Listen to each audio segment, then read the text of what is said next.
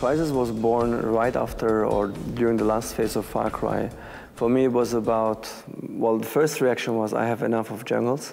That was only the first reaction for about a couple of minutes. And I said, no, I'm not done actually with it yet. So I went to one of our art directors and went to Magnus. Shivat described it pretty close. He said, I want a jungle scene. It should be in the sunrise. You should see inside a sphere that is frozen inside, and there's an alien ship. That was basically the criteria. After like a half day, he came back to me and said, like this? And I said, yeah, that's fantastic. I wanted to make a hero where the player at any moment can change his tactic to survive any given situation. So the player constantly has to adapt to survive in a way he wants to apply his tactics, he wants to overcome the enemy, and he wants to use the environment to overcome the enemy. We wanted two things. Number one is to establish a hero who is visually different from anything that's on the market today. Shoots on my mark. And the reason number two is that as the game developed, as we played it, we figured out that it would be cool to have different abilities according to the situation. So the nano suit was born, where he can change his speed, strength, armor, and go to cloak if needed. The concept of the suit was one of the biggest odysseys in the whole process, because originally we didn't have it. So in the beginning, the player used to start with a normal, super advanced, modern soldier Delta Force kind of uniform without any special features. And later on, he used to upgrade to some armor, just big tank-looking guy. We talked a lot about Japanime and Japanese anime and using that and saying, okay, or comic books and saying, well, if I'm going to jump up in strength mode, how am I going to look when I do that? Am I just going to look like I'm jumping, or am I going to have this cool Batman type pose? So we went for the Batman pose. The nanosuit brought another challenge actually to the level design, because with those enhanced abilities, if the player suddenly can make 3-meter high jumps, if he can run 30 meters in just a couple of seconds, you have to really think differently about your level design. And now really I play on other games and I find myself wanting to do like nano sprint and it's not there, and I'm just like, oh, this game this isn't fun now.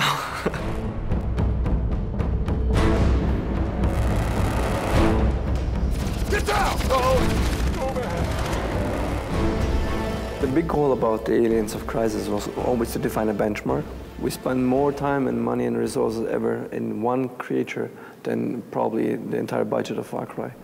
Aliens, we have so many concepts for aliens, I couldn't even count them. I think hundreds, yeah, literally.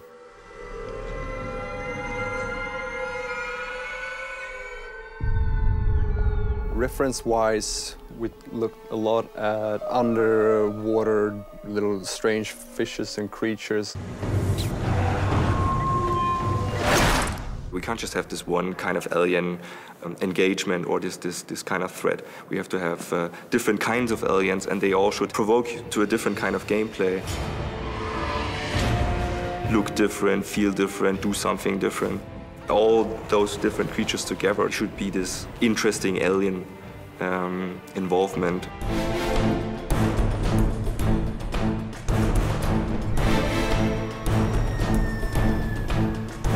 Reality is, for me, a means of accepting, of buying in the gamer. The average age statistically shown is about 25 years old now, today. And they're much more academic or smarter than they were 10 years ago. So ultimately, they have expectations which have become bigger and bigger and bigger. For that matter, more real, more real, more real.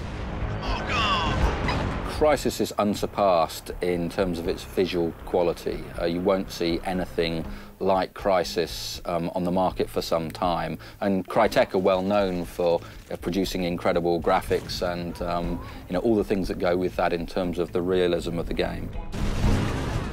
We have leaves that have light scattering through them with perfect shadowing and everything. We have a very, very good dynamic light system. Everything breaks in this game. We have motion blur, so basically depth of field. All the features, all the things that a real camera has. It's really amazing to see like a real-time rendered ocean that Thiago's working on and just go, is he watching a Pixar film? Like, what is it? I mean, to see stuff that's being rendered at 60 frames a second that looks comparative to stuff that I've seen in film is just really, I would say, breathtaking. When we did Far Cry, we made the idea of what a jungle should look like. And this time, the goal was to make a real one. The most fun part about the research process was that we got to fly to Tahiti. I mean, we photographed every single piece of leaf, rock, vegetation, whatever we found on this island, everything. We got to feel how things relate to each other, how they grow, how the palm trees look like. How the leaves get affected by looking at the sun through the leaf. If you manage to do that, get the little things right, you get a very good sense of immersion for players. One example, which used to be used very, very broadly in games, is, for example, lens flares on cameras, which isn't something you see in real life. If you walk around, you don't see a lens flare. But the visual impact of that feels real to the player. Initially, we set the direction. We said we want to be as photoreal as possible, or for that matter, video real as possible, but also be as interactive as possible. And our technology team, our CryEngine team, said back then, you cannot have both directions. You have to either go photoreal or more interactive. And I said, no, I want both. I did compromise, said, let's try to get both. It's like, okay, yeah, we're gonna do everything, and we want it to look amazing. And it's like, okay, well, that's gonna be a little difficult. And then after almost like 1.5 years, I see the first tree ever break in this company. It doesn't sound like a big deal to have a tree breaking in computer graphics, but the thing is the tree looked super real. But then when you shoot it, it started breaking exactly where I shot it and it fell over realistically. In gaming, that's a major achievement. And for that moment when this happened, two extreme directions we had in mind actually came together. The only problem was back then it was only one tree. And we said now we have to be able to destroy every tree in the world.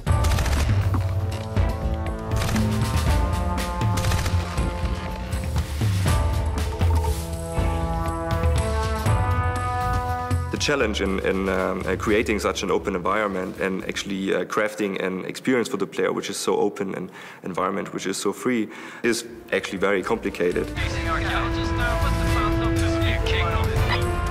Complete freedom is confusing, so you have to provide a certain guidance to players because they don't want, you know, to stand somewhere and have no clue what's going on. Holy shit! There goes another one!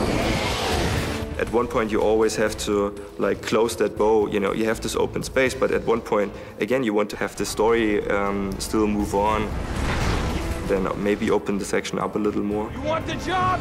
You got it! They want some kind of, you know, guidance, being told that if you go in that direction, the most exciting thing will happen. You can go there as well, that's fine. You give freedom, and at the same time you make it attractive enough that players will actually do the things you would like them to do.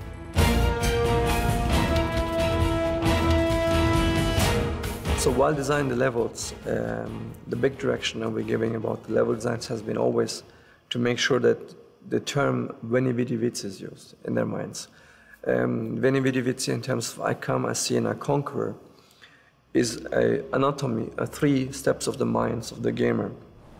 Every level of the game is designed with player being able to approach the challenge, observing it, and then overcoming it. Not just this action game, you run around, you don't think, you just pull your trigger and shoot. I think we really would want the player